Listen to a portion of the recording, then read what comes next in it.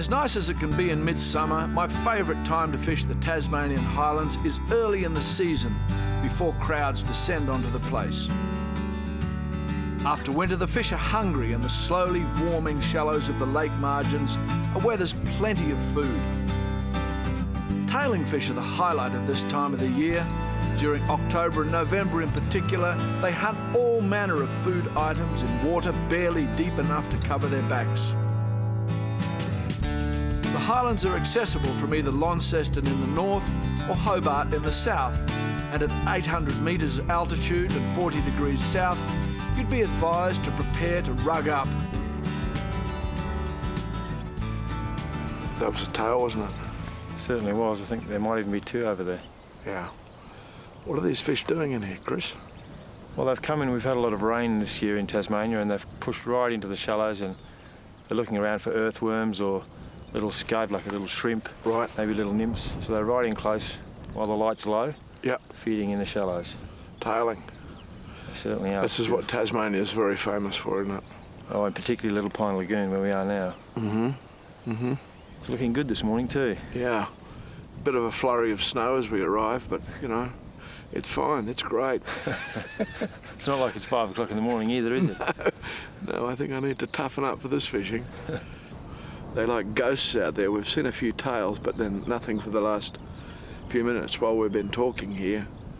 Haven't seen anything. But know roughly where they are. They're sort of on that slick of that edge, aren't they? The slick between the bank and the breeze.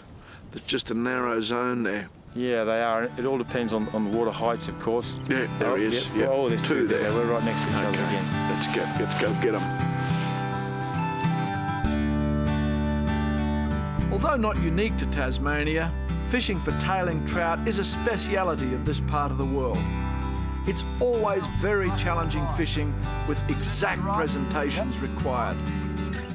Chris Bassano really savours this quiet early season time. In spite of the cold and often harsh conditions, the fishing you can encounter easily makes it worthwhile.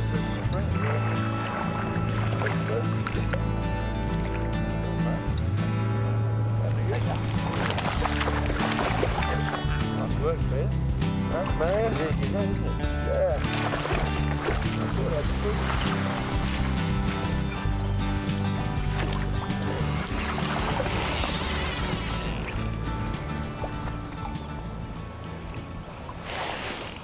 Man, it's cold. At least this is warming us up a bit.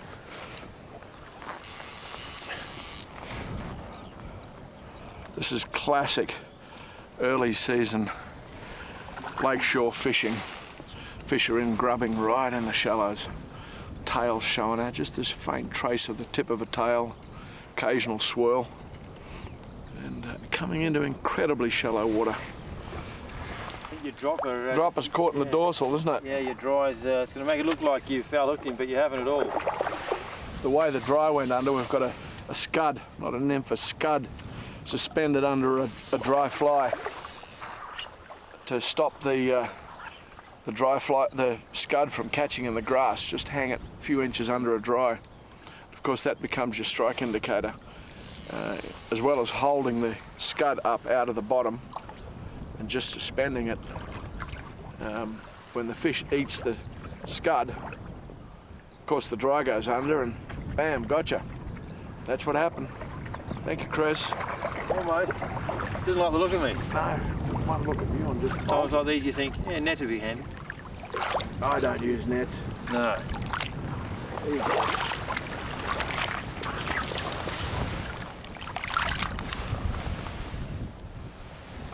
Lovely work, Peter. Well done. Thanks, mate. Couple of pounds.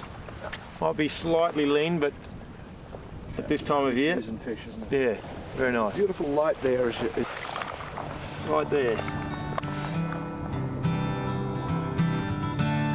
Fantastic fish. Well done, Peter. Great work. Okay. Thanks, mate. Put him back. Yep, when you're ready. I think, yep.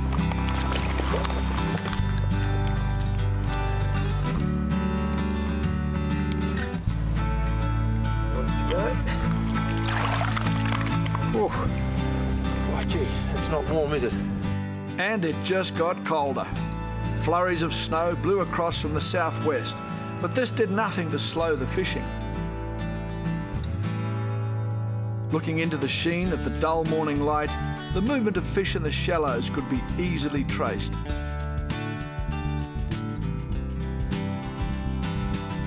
remember fishing here once with you, and there was a rim of ice all around the lake.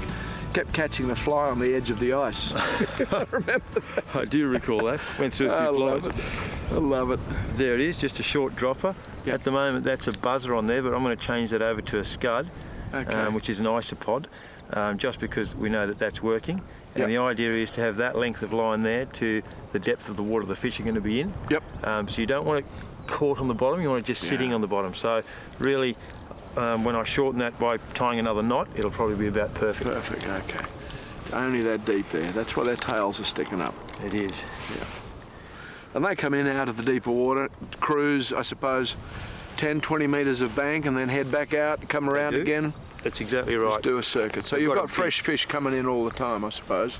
You do. There's sort of fish all along the bank, and generally a fish will swim a beat, so you can see his tail come out like one that's just tailed in front of us then, and he'll cruise along the edge and then go back out and come around, or he might cruise up and cruise back down. But the point is, if you see his tail at a particular path along the bank, you know that that's probably a slightly shallow area that he swims over. So every time he swims past that spot, you're likely to see the tail. So, see a tail there, right. You can position yourself, wait for him, and get a shot at him, just like you did.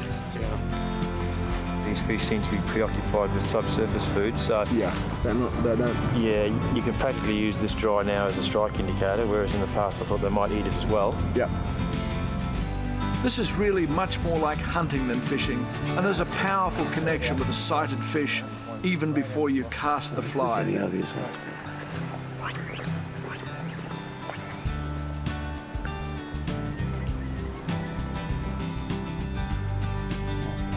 Oh, look at that.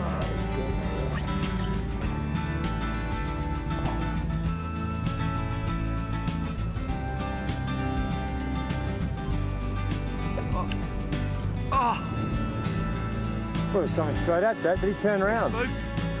No, he looked like he turned around and swam back the other way. Yeah. You got 3 fish to shoot at. 3 there, yeah.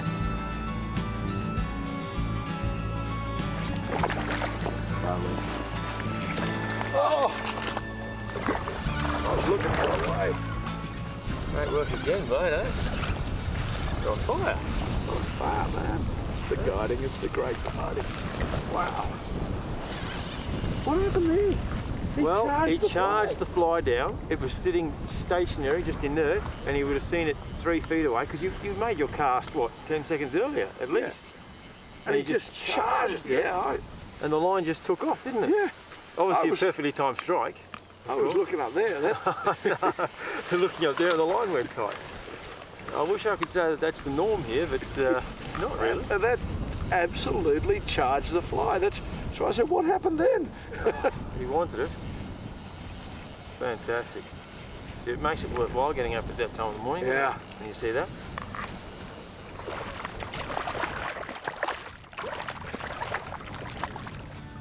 Try and keep my hands out of the water. Oh, good fish. There he goes. Again. Oh, yeah. Okay. It's a big tail. It's a big tail, yeah.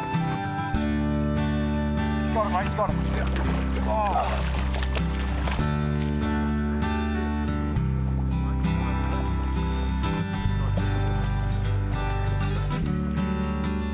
With the early morning session over, that afternoon we packed the car, hitched up the boat and headed west to Strawn for a couple of days. The inclement weather was forecast to pass rapidly, and a big high-pressure system moving across our latitude had opened up a world of fishing opportunities. Chris wanted to head across the island to catch the last of the whitebait run on the west coast rivers and their attendant sea trout. I wasn't prepared for this land and seascape. Normally a pretty inhospitable place, the coast was balmy and near windless, and there were plenty of whitebait in the system, and the fish were into them. I don't think any fly tie has yet done justice to the translucence and to the movement of these baitfish in the water. They are just about impossible to imitate, and although there were plenty of fish about and feeding aggressively, getting a bite was another thing altogether.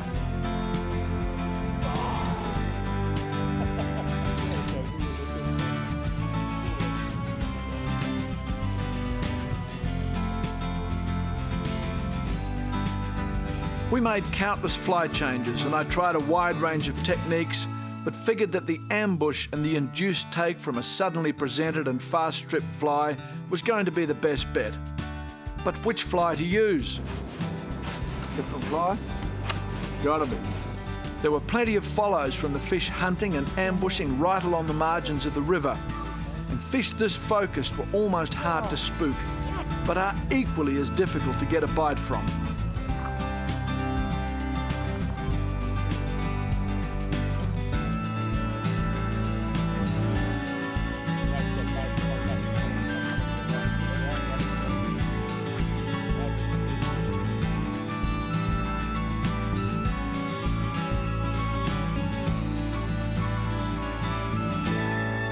This was difficult and frustrating fishing, so we returned to the boat to sight cast a fish we could see on the margin of the white sand. This in spite of the dark tannin-stained water. Finally, one just charged the fly. A bait smashing sea trout. Look at that. How about that? Great work, mate.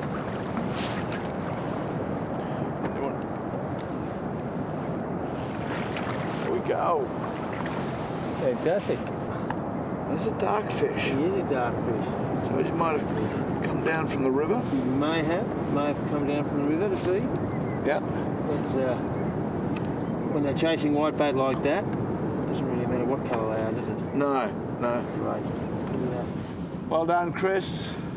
What a great spot. I can't believe, you know, you've got the ocean, roar of the Southern Ocean in the background. Oh yeah, it's a special place. There's no doubt about that. Sure is. It's rare to catch trout in a spot like this. So do these grow bigger teeth or anything in the salt? They do, they do. In fact, because they predominantly feed on bait fish, you often find that their teeth are quite big. Okay. And I have actually been bitten off by trout before. Okay. Which is very unusual, isn't it? Yeah, yeah. Right, we'll stick him back, shall we? Yeah. Oh, there we go. What was another one just there?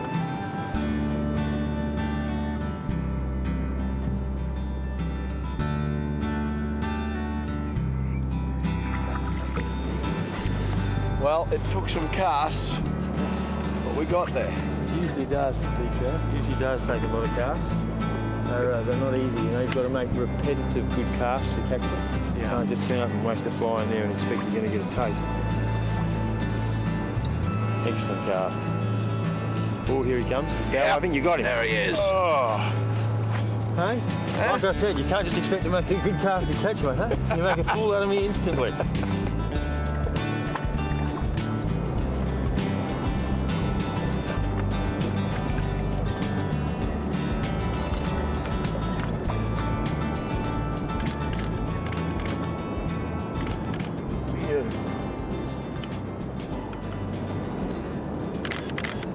Nice, nice, nice, nice. There we go. Roll its back over towards me a little. Ah, oh, that's it. Jeez, all those casts and 2 and 2 casts. That's just so sea trouty though. You know, or just fishing for them. That happens. That's just when you're getting completely dejected about the whole situation. You get 2 and 2 casts. Makes it so important that you stick with it. Just keep casting and keep believing that it's going to happen for you, and it does. Not the biggest, but gee, it's fun, isn't it, whenever you're sight casting at a fish, smashing bait like that. Yeah. Just fantastic. So how big do they grow, Chris? They grow up to about 30 pounds. Seriously? Yeah, they've been recorded to be that weight down around the Huon. And fish of over 20 pounds get caught every year. Wow. Not so much on fly, but they're there. And look at that, fish right behind us. Chopping up behind us. Yeah. As we're talking on the beach. Yeah. Now these fish here, you wouldn't expect them to be anywhere near that class. Those massive ones tend to sort of move up and hang around log jams and stuff like that, and don't do much of the surface activity. They sit down underneath the smaller ones and just pick up the bait as they're sort of getting stunned and drifting down. They get big and fat. So your average size is These standard 2 to 3 pounds. Sort of. Yeah, certain rivers will have a bigger average size than others, as usual, just as it is in all lakes and things like that anywhere. Yeah. And a couple of rivers down south with some really big fish, as there are up in the northeast. Right. And here on the west coast, you know, they're depends on the run. Sometimes you can get a good run of fish and catch some really big ones, and other times, you know, not quite as big. You know, this morning we've caught a few smaller ones. Yeah.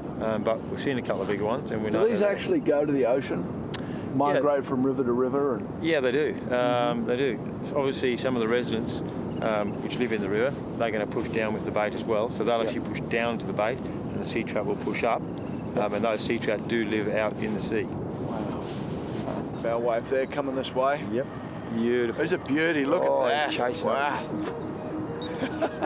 It's great when it's visual, isn't it? Yeah.